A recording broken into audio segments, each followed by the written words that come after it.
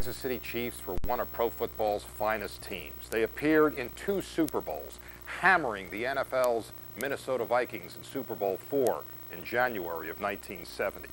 And that was the culmination of an impressive 4-year period in which the Chiefs, under Hank Stram, won 43 regular season games and 4 playoff games. Those Chiefs was really a diverse cast of characters, men with such different personalities that it just didn't seem possible that they could blend together to produce the chemistry needed for consistent winning. The offensive spark plug was 5'9" Mike Garrett, the great running back from Southern Cal. On defense, there were many stars, but none burned brighter than outside linebacker Bobby Bell. It was Bell who would become the first Chief to be enshrined in the Pro Football Hall of Fame. Bobby Bell and Mike Garrett, 2 classic Kansas City Chiefs. Whenever Mike Garrett of the Kansas City Chiefs felt like recounting his life story, there was always a captive audience eager to listen. Garrett's career included Heisman heroics and 2 Super Bowl appearances, leavened with some of the most spectacular runs in football history. And yet none of this would have happened had Garrett not turned down a signing offer made by baseball's Pittsburgh Pirates. I thought I could have succeeded in playing Major League Baseball. I thought I hit the ball well, I ran well, and I love the game. It's probably my favorite game. And sometimes now I even wish I had given it a try. I had given it a try because it's my first love, and it's a great game. Garrett rejected the baseball bonus for the glitter of USC football and became the first in a long line of Trojan tailbacks to win college football's most coveted award. Even now, I don't think of myself as the first Heisman Trophy, but when I think about SC and the Heisman Trophy, I just think that I had a great opportunity to go to one of the finest universities in the United States and play for, I think, John McCain, one of the greatest coaches ever, and I just enjoyed all 4 years. And I think if you're doing something and you do it well, you don't think about how it works historically, but you're right in the midst of it, and you're just trying to do the best you can.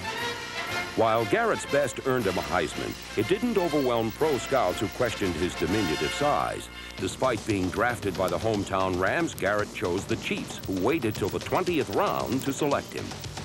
At first, the rookie collected splinters on the Kansas City bench, but Mike gained notoriety as a special teams Rumpelstiltskin, a resourceful kick returner who could spin straw into gold, no matter how dire the circumstances.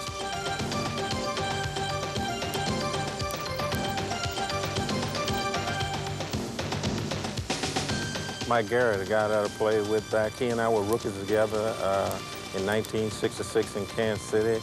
I think when he came in, he made our offense go. He was a tough guy. He could return punts and kicks. He could take a 2-yard gain and to look like a tremendous play. Mike Garrett, he's at the 50, at the 40, at the 30, at the 20.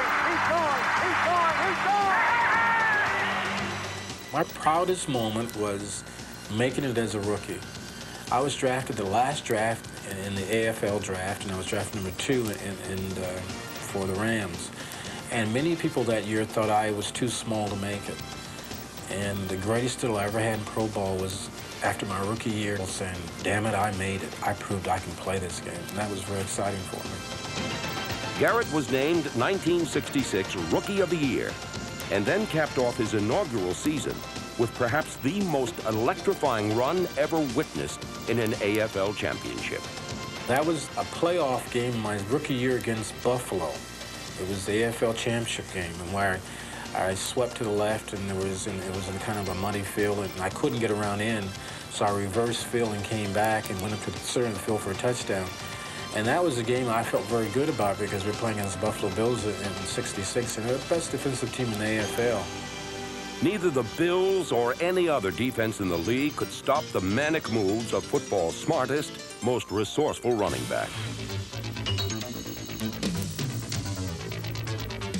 What I try to do is keep you off balance. I was not the fastest person in the world, but I was terribly quick. And I felt if I can get you to a standing position, and then I would give you a move by giving you different moves back and forth, that I can make you break down, as we say, and get in a hitting position, then I can out-quick you from the start. And that's basically how I tried to do it. And I think the reason I was effective is I was terribly quick, but I was also terribly tough. I could take a beating real well. And with my quickness and ability to take a pounding, I did fairly well in professional football.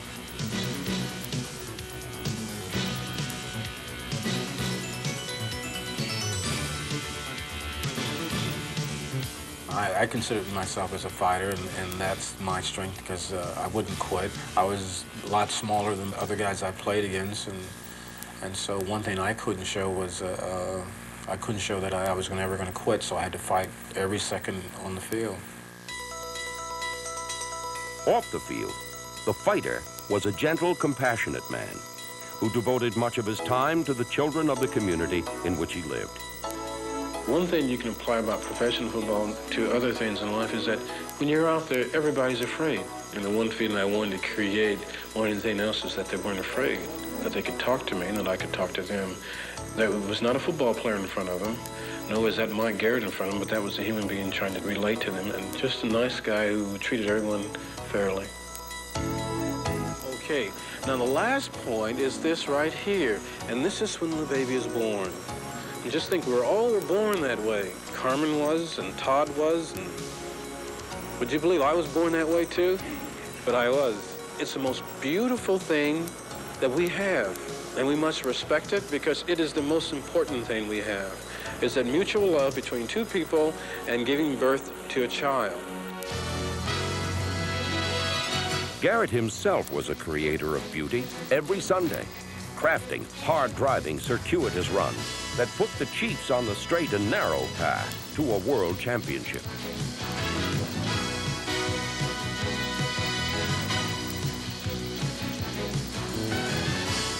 In 1969, it was a Mike Garrett touchdown that paved the way to an upset victory over the Minnesota Vikings in Super Bowl IV.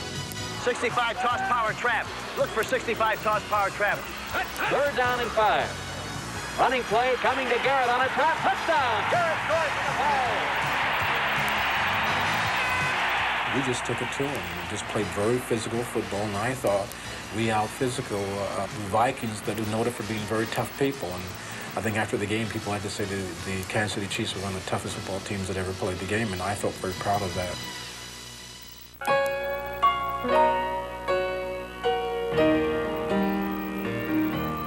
Standing alongside Kansas City's busy North Oak traffic way is Bobby Bell's Barbecue, a restaurant that features meaty ribs, big burgers, and a proprietor whose powerful dimensions suggest he could still consume the left side of the menu without batting an eye. Oh, hello there.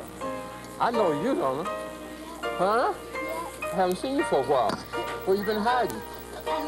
At home? Yeah. Oh, you shouldn't do that, though. How was everything here? Good. Today, Bobby Bell feeds the people he used to thrill as a football hero. Mementos of his gloried past can be found throughout the restaurant. Photos that recapture his days as the 1963 Outland Trophy winner at the University of Minnesota. But what people remember most of Bell were 12 incredible years as perhaps the best outside linebacker in pro football.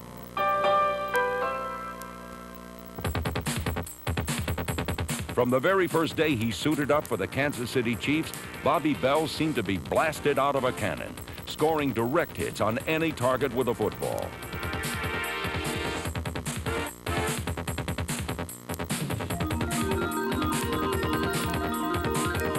He was a fantastic competitor, tremendous leader, and was the bigger the game, the better he was.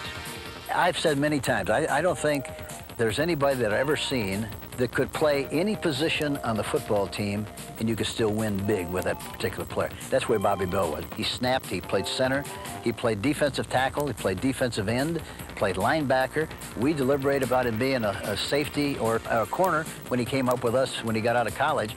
But there's no question about the fact that Bobby Bell was the most fantastic athlete I've ever been associated with. And the great thing about him is the fact that he had such a great attitude, had fun, did everything he was supposed to do, never a question. Coach's dream. He was just a fantastic player and an attitude guy. Just terrific.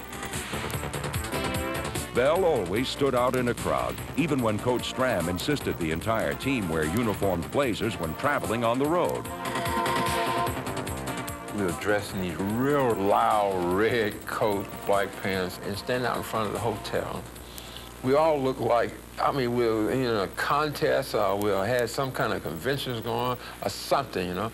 Can you imagine? I'm standing out in front of the hotel, and here's a lady pulls up in her taxis, you know, and she came up, she said, hey, she said, boy, she said, get my bag. I took her bags upstairs. She gave me $5 tip. I came back down. I said, hey, guys, I'm going to stand out here in front. I can get more business right here in front.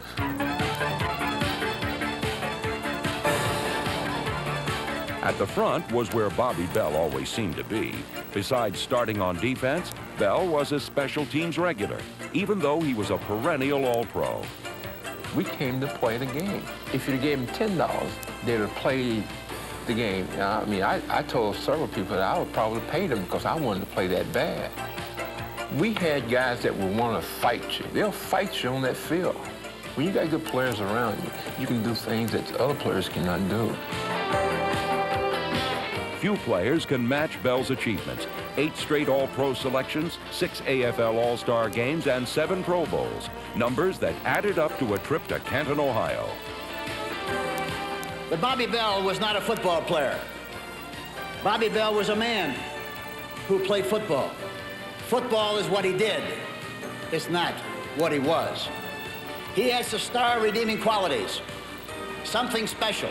He thought he could do anything and do it better than anybody else. Congratulations, God bless, and here he is, Bobby Bell. NFL Warrior, Bobby Bell, the first outside linebacker ever to be inducted into the Pro Football Hall of Fame.